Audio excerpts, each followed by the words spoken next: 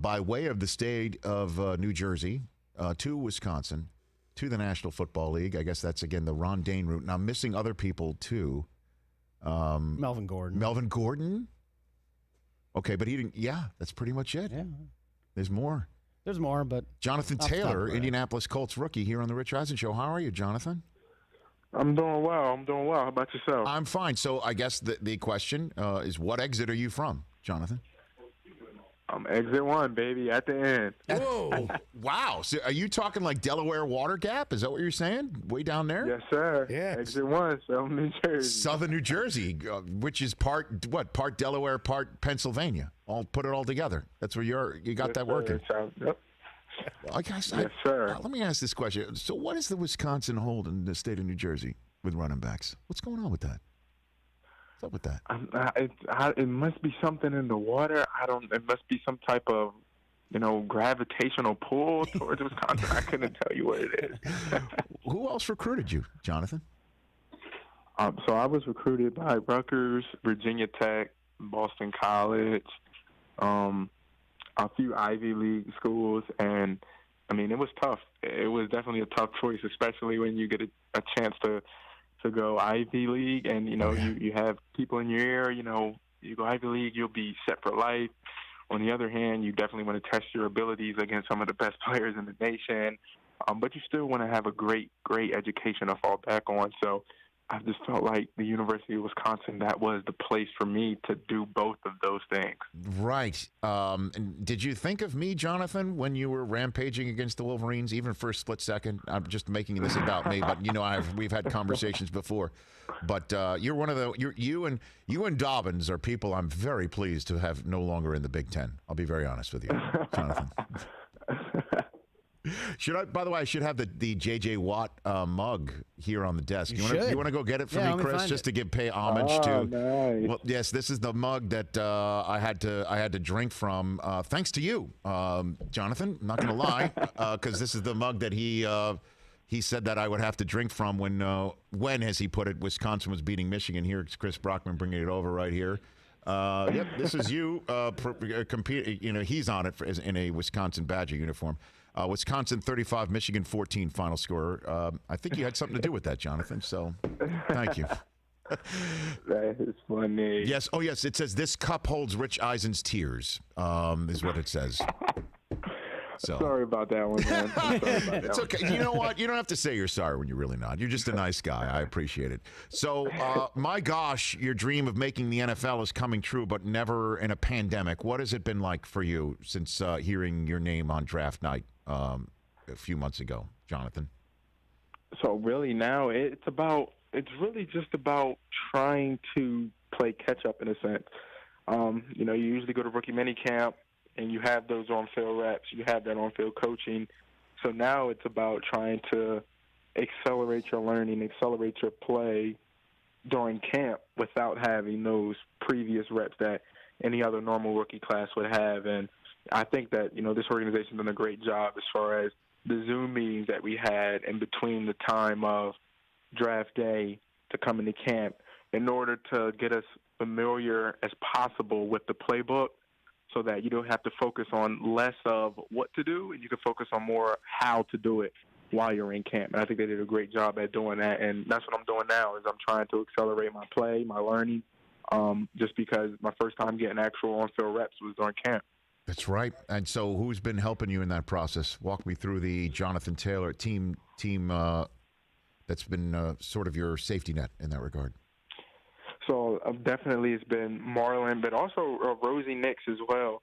As far as the professionalism of it, he's going into fifth or sixth year, and actually one day I was leaving, and he mentioned to me, he was like, clean your locker up, and I didn't really think of it as much. I'm just okay. Let me clean my locker. It is a little messy, and then after I cleaned it up, he kind of started talking to me about how you want to be a professional. You clean your locker up, you lay everything out for the next day, so when you come in the next morning, you don't have to scramble or look for anything. Everything's already laid out, and that's part of being a professional. So definitely Marlon and Rosie Nix have definitely been two guys who've been helping me a lot as far as getting me up to speed. And your position coach knows how to run over people from his time in the National Football League. Do you know who the running backs coach in Indianapolis is, Chris? I don't. Tom Rathman. Okay, heard of him. He can run some people over, right, Jonathan?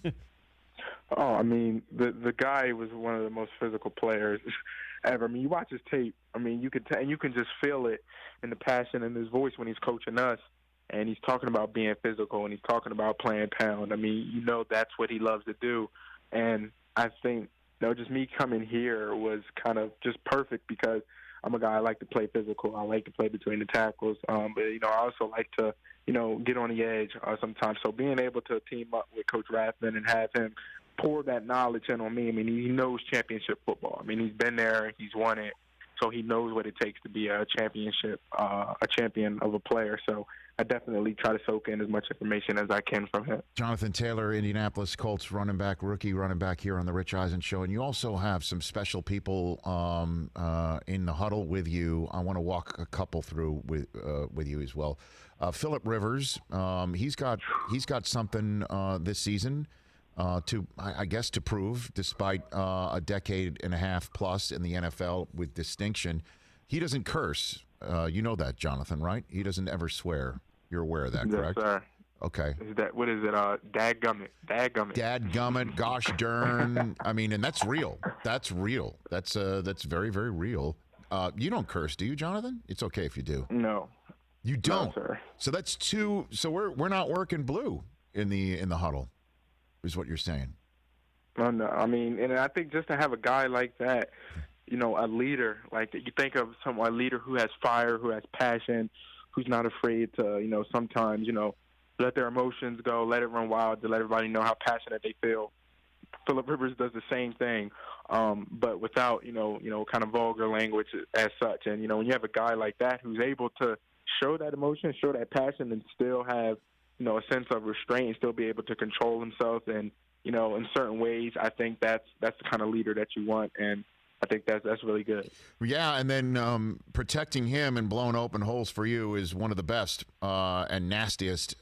Quentin Nelson, his film is the stuff of legend. I'm wondering what it's like to see him up close and personal so far for you, Jonathan. Oh, I mean, it's been awesome working with him. I mean, just his kind of passion as far as wanting to get the right fit, wanting to take the right course, asking us, hey, how was that course? How was that fit? I mean, was that a good fit for you? And, whenever you have, offensive linemen, asking you, how was, their fit? How was their execution of their job? I mean, it just makes it that much more fun because you know that they're in it, you're into it, and you all want to make the best choices for each other. But he's a Jersey guy, so, Jersey guys work hard. Oh, that's right. He is a Jersey guy. What exit is he from? Do we know? He's from up north. I don't know. That might be exit. What city? He might be up the turnpike. Okay, so what's the city? We can figure that out. Holmdel, New Jersey. Like 118. Well, again, if we're talking turnpike, that's probably like exit 10. Yeah. I think that's like an exit 10 turnpike. I'm trying to recall because my parents Hold on, I'll tell you. My parents lived in Marlboro, New Jersey for many, many years. Holmdel's where the Garden State Art Center. Okay, so it's off the Parkway. Okay, off the Parkway. Yeah. Very good. By the way, we're turning into Waze all of a sudden right now with Jonathan Taylor. We're trying to figure out all the different exits. It's the New Jerseyans instead of the episode of the Californians from SNL. Yeah, he's really good, man. And so, okay, part of me is just genuinely, rooting for you and concerned. And part of me wants to give my listeners and viewers a little bit of fantasy information. How many touches are you expecting to get, Jonathan Taylor, in 2020? Let me get my pen out. What do you got for me? What are you expecting here? I was going to say, I'm not even sure. I mean, come on.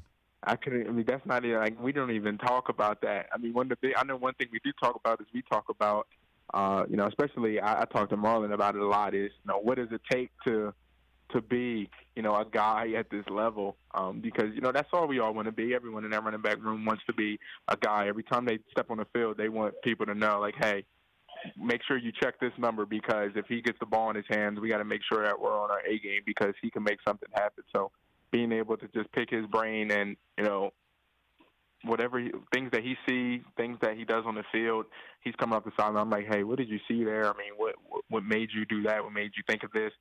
Being able to pick his brain is something that I'm going to keep doing. It's something I've been doing, and I can't wait to see where it takes us this year. See, I knew, I shouldn't have just come straight through the front door with somebody as smart as you, Jonathan. So I'll try this. What are your personal goals for 2020? What are your personal goals? Well done. Jonathan Good question, Taylor. Rich. Thank you, Jonathan Taylor. Oh, definitely this year I want to do the most that I can in order to be able to step in that field and have not any no mental errors. One thing Coach Rath talks about is a guy who stays in this league is a guy who's a great football player consistently. That's the way you stay in this league, and I want to be consistent, and that's something I tried to do in college, and I still want to do that, and it's even more important now at this level because consistency is everything. Well, you were consistent in your two answers, so here's it. Repeat after me, Jonathan Taylor. I want 1,000,000. Repeat after me. Yeah. Say those words. Oh, I mean, everybody would want 1,000,000. Who wouldn't want 1,000,000? That would be amazing. 10 touchdowns, 80 catches. I mean, I'm feeling you. Let's go. That would be amazing if you could do that rookie year. Mm-hmm. Have you reached out to Melvin Gordon? Is there a Wisconsin running back group of some sort? Or James White is out there as well. We all know he's a Super Bowl champion. Have you reached that at all? Oh yeah, I definitely talked to Melvin Gordon. I mean, and he reached out to me and told me, he kind of, knows the protections a bit because part of the staff has come over from San Diego. Phillip Rivers, the OC. So Melvin was a part of that. So in between that period between draft day and then Zoom meetings, he was just going to me, telling me kind of things that I should expect with this kind of offense, certain things that I should expect. So him being able to help me out, but also giving his insight as far as, listen, at this level, make sure that you're able to do your job. Your playbook. That's going to be one of the biggest things is knowing your playbook because anything could be dialed up at any time. And then outside of football, Jonathan, have you and the Colts had a confab about Jacob Blake, the gentleman in the state of Wisconsin who is now currently in the hospital after being shot in the back 7 times? Have you had a conversation about obviously social justice in any way, shape, or form in recent days or writ large? We've done that in the off season, but we also have done it today, and we just kind of re-emphasize that we're going to be at the forefront. We're going to be at the spearhead of this movement going into this season, and we definitely won't be silent.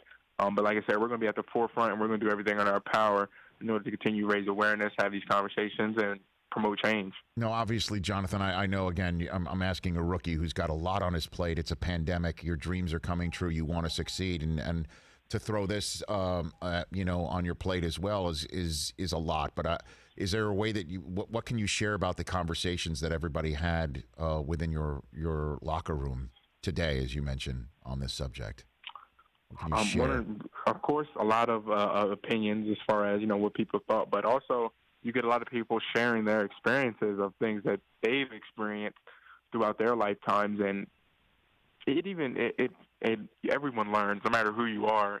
When you're having those conversations, everyone learns something, no matter who you are, and I think that's the biggest thing. Is you may think, and I don't know anybody who does, but you could probably think, yeah, I know quite a bit about it, as far as, things that have gone on in the past and throughout history. But when someone shares an experience with you that they've had, and you're able to sit there face-to-face with them and see that emotion on their face, hear it, feel it, it changes you. It moves something inside of you, and it makes you want to go out there and continue to be part of that change, and continue to promote change, because these are real people. These are real-life situations happening, and it's not going to go away unless, people take a stand and, have these conversations. That's one of the many reasons why I like having you on, Jonathan, and that I root for you, despite you destroying a handful of falls for me in the college football world, is you are a real person. You're a person. You can tell. You know that you're a real person with a head on your shoulders and a heart in your chest and a